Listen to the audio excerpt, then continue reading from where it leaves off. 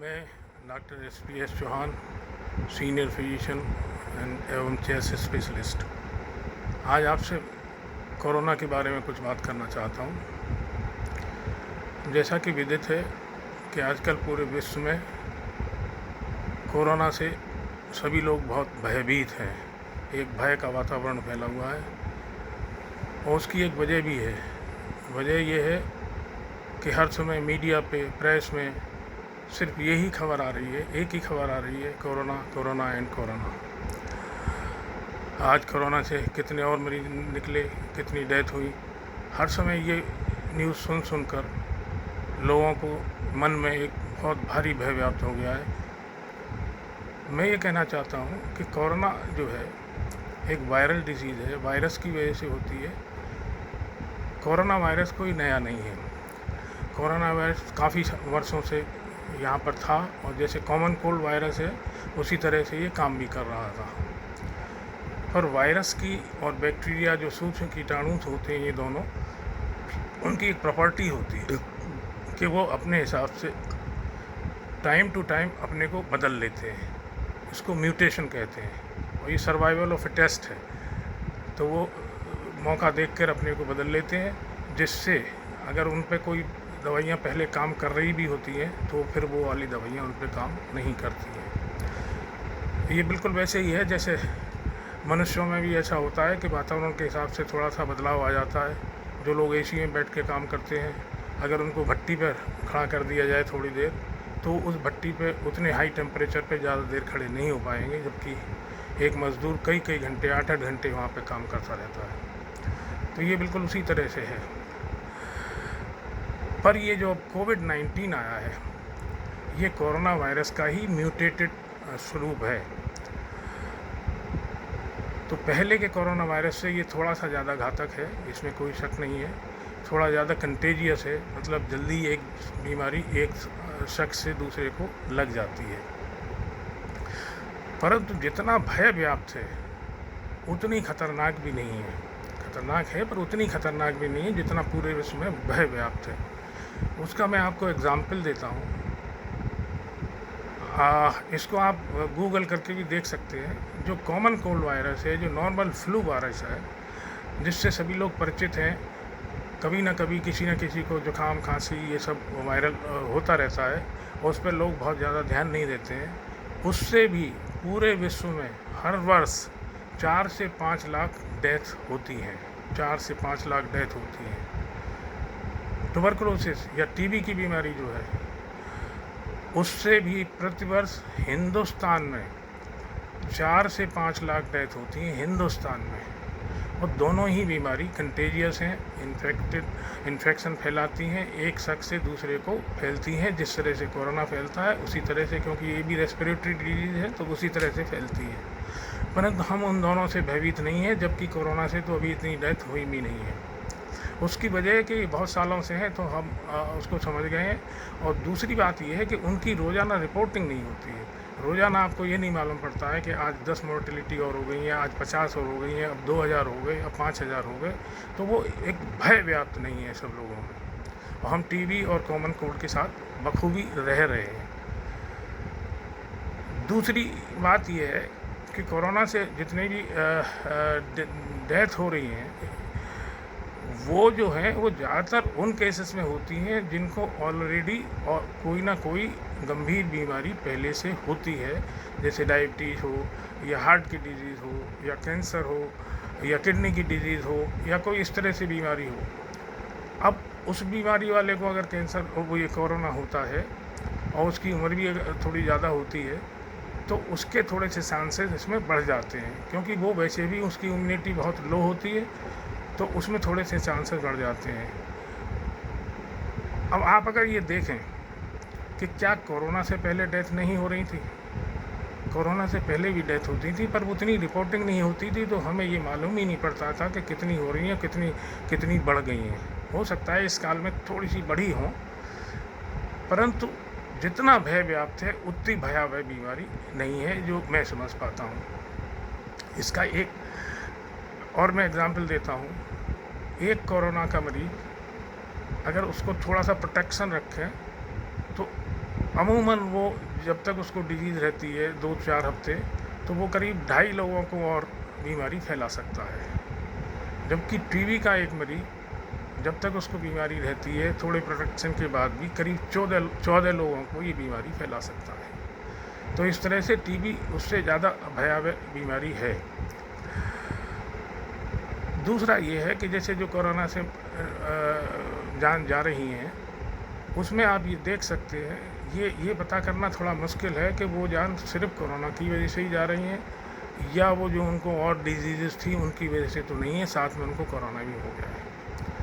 खैर, पर कंटेजियस बीमारी है, लगने वाली बीमारी है, तो हमें क्या करना चाहिए?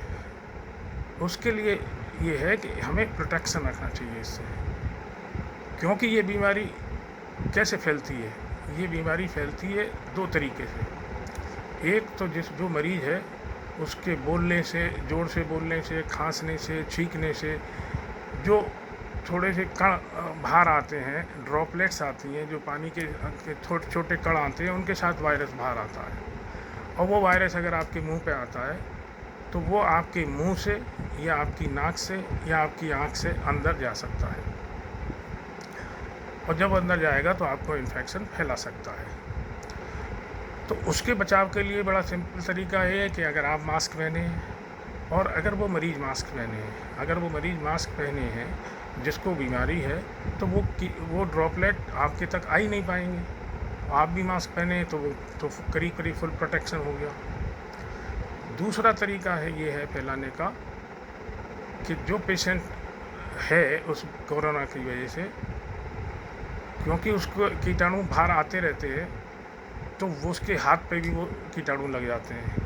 अब वो हाथ से किसी चीज़ को छूता है, टेबल को, मेज को या और किसी सरफेस को, तो वो कीटाणु उस सरफेस पे भी लग जाते हैं, और आप फिर उस सरफेस पे अगर हाथ लगाते हैं तो वो कीटाणु आपके हाथ में आ जाते हैं। और जब आप अपने हाथ को मुंह पे लगाएंगे तो वो कीटाणु आपके मुंह से, नाक से या आँख से अंदर जा सकते हैं। उसके प्रोटेक्शन के लिए ये है कि आप अगर बीच बीच में अपने हाथ धोते रहते हैं साबुन से या अल्कोहल युक्त सॉल्यूशन से सैनिटाइज़ करते रहते हैं, तो उसके खतरे भी कम हो जाते हैं, ना के बराबर हो जाएंगे।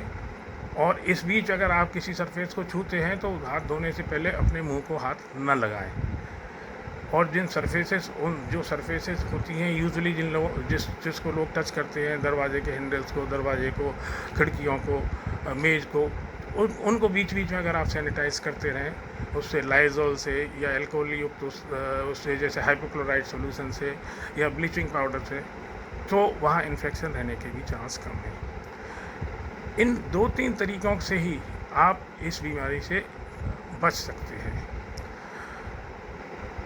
तीसरा और जो बेहतर तरीका है वो ये है कि आप अपनी इम्यूनिटी को बढ़ाएं। इम्यूनिटी उसको कहते हैं क्योंकि ऊपर वाले ने जो आपका शरीर बनाया है उसमें रोगों से लड़ने की क्षमता दी है, रोगों से बचने की क्षमता आपको प्रदान की गई है, उसको इम्यूनिटी कहते हैं। क्योंकि आपके ब्लड में लिम्फोसाइट्स होते हैं, टी सेल्स, बी सेल्स होते हैं, वो कोई भी कीटाणु अगर बाहर से आता है तो उनको लड़ते हैं, उनको खा जाते हैं, उनको ख़त्म करते हैं। अगर आपकी इम्यूनिटी अच्छी होगी तो जो कीटाणु आपके अंदर जाएंगे उसको वो आपकी इम्यूनिटी मार देगी और आपको बीमारी नहीं लगेगी। तो उस इम्यूनिटी को बढ़ाने के लिए तरीका यह है कि भाई आप नेचुरल फूड खाएं, नेचुरल फूड लें। जैसे भगवान के बनाई हुई जो चीज़ें हैं, जैसे फल फ्रूट्स हैं, सलाद हैं, सब्जियां हैं, ग्रीन वेजिटेबल्स हैं, मसाले हैं, ये चीज़ आप ज़्यादा लें। और तली भुनी चीज़ें, प्रोसेस चीज़ें जो हमने प्रोसेस कर ली हैं या केमिकल युक्त चीज़ें जो हैं, ऐसी चीज़ें कम से कम खाएं, नहीं खाएं तो ज़्यादा अच्छा रहेगा। आप ये सब खाएंगे तो आपकी इम्यूनिटी बढ़ेगी, आपकी इम्यूनिटी अच्छी रहेगी, तो बीमारी लगने के चांस आपको बहुत कम रहेंगे। दूसरा तरीका है ये प्रॉपर स्लीप लें, टाइम से सोएं, टाइम से उठें, तो आपकी इम्यूनिटी अच्छी रहेगी। सनलाइट लें, सनलाइट बहुत इम्पॉर्टेंट फैक्टर है जो आजकल हम लोग पिछले 20, 30, 40 सालों से मिस कर रहे हैं। उसकी वजह यह है कि पहले हमारे घरों में आंगन हुआ करते थे, तो हम थोड़ी बहुत देर आंगन में बैठा करते थे। अब आजकल आंगन ख़त्म हो गए, लॉबी हो गई हैं जहाँ सूरज की किरणें बिल्कुल नहीं आती हैं, तो उसकी वजह से हम सनलाइट का एक्सपोजर नहीं मिलता है। कायदे से 10 से 2 के बीच में 20-25 मिनट या आधा घंटा हमें सनलाइट लेनी चाहिए, जिससे न कि केवल विटामिन डी आपको मिलता है जो आपकी इम्यूनिटी बढ़ाएगा, उसके अलावा भी बहुत से बेनिफिट्स हैं जो इम्यूनिटी बढ़ाएंगे। वो इन्फेक्शन को भी ख़त्म करते हैं, वो वायरस कीटाणुओं को भी ख़त्म करती है सनलाइट, तो वो हम ज़रूर उससे एक्सपोज रहें। इसके साथ ही मन को खुश रखें, सबसे ज़रूरी बात है। मन अगर आपका खुश रहेगा, अगर आप मन से प्रसन्न रहेंगे, लाफ्टर जो आजकल आपने थेरेपी सुनी होगी, लाफ्टर थेरेपी, उससे क्या होता है कि आपके अंदर जो अच्छे हार्मोन्स होते हैं वो सिक्रीट होते हैं। एंडोर्फिन्स हैं, डोपामिन्स हैं, सीरोटोनिन्स हैं, ये अच्छे हार्मोन्स सिक्रीट होते हैं। और जो ये अच्छे जो हार्मोन सिक्रीट होते हैं तो ये आपकी इम्यूनिटी बहुत ज़्यादा बढ़ाते हैं। और जब आपकी इम्यूनिटी बढ़ती है तो आपको इन्फेक्शस डिजीज लगने के चांसेस वैसे ही बहुत बहुत बहुत कम हो जाते हैं। अगर कीटाणु आपके पास आ भी जाएंगे तो आपको बीमारी नहीं लग पाएगी। आजकल जैसे मोदी जी ने भी कहा है, आयुष का जो काढ़ा बनता है, उस आपका को काढ़ा वो कई मसाले मिला के जो काढ़ा बनाते हैं, आप वो काढ़ा लें, उससे भी आपकी इम्यूनिटी ठीक होगी। तो इस तरह की अगर आप वो करेंगे, आपकी इम्यूनिटी अच्छी रहेगी, तो सर्दियाँ आपको बीमारी लगने के चांस बहुत ही कम हो जाएंगे। दूसरा एक, जैसे आजकल आपने काफ़ी सुना होगा, हर्ड इम्यूनिटी। हर्ड इम्यूनिटी वो होती है जब सोसाइटी में 60-65% लोग को अगर इम्यूनिटी हो जाए उस बीमारी के ख़िलाफ़, तो उसको हर्ड इम्यूनिटी कहते हैं, जिससे फिर इन्फेक्शन एक से दूसरे में आगे ट्रेवल नहीं कर पाएगा, क्योंकि कोई ना कोई बीच में इम्यूनिटी वाला शख्स आ जाएगा तो वो ट्रेवल नहीं होगा, तो उससे आपको इम्यूनिटी भी हो जाएगी। जैसे कॉमन कोल्ड वायरस और ये सब वायरस जो है, उसमें ये हर्ड इम्यूनिटी भी काम करती है इम्यूनिटी के अलावा। तो मेरा मानना तो यही है कि आप प्रोटेक्शन ज़रूर रखें, पर भयभीत नहीं हो। ऐसी बहुत कोई अनोखी बीमारी नहीं है, बीमारी है पहले से थोड़ी सी वैसी है, पर बहुत भयभीत होने की ज़रूरत नहीं है। और इन प्रोटेक्शन के साथ अपने काम हम कर सकते हैं। बाकी तो अब सरकार जब ये लॉकडाउन ख़त्म करेगी तो धीरे धीरे कब सब काम शुरू होंगे। जहाँ तक इसके ट्रीटमेंट की बात है, तो अभी तक इसका कोई भी स्पेसिफिक ट्रीटमेंट नहीं आया है। अभी हम ट्रायल्स पे चल रहे हैं कि एंटी मलेरिया वाली दवाइयाँ हैं, या HIV वाली दवाइयाँ हैं, या और वायरस वाली दवाइयाँ हैं, उनके ट्रायल कर रहे हैं, पर अभी तक कोई भी इसका स्पेसिफिक ट्रीटमेंट नहीं आया है। तो हमारी इम्यूनिटी और उससे ही हम लोगों का बचाव ज़्यादा होगा।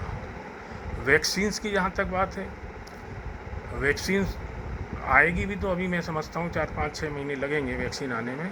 पर वैक्सीन के साथ एक प्रॉब्लम और है, जैसे अगर आपको मालूम हो कि फ्लू की वैक्सीन लगती है, नॉर्मल फ्लू की वैक्सीन लगती है, पर हर साल वो वैक्सीन नहीं आ जाती है, क्योंकि वायरस म्यूटेट कर जाता है, तो पुरानी वाली वैक्सीन काम नहीं करती है।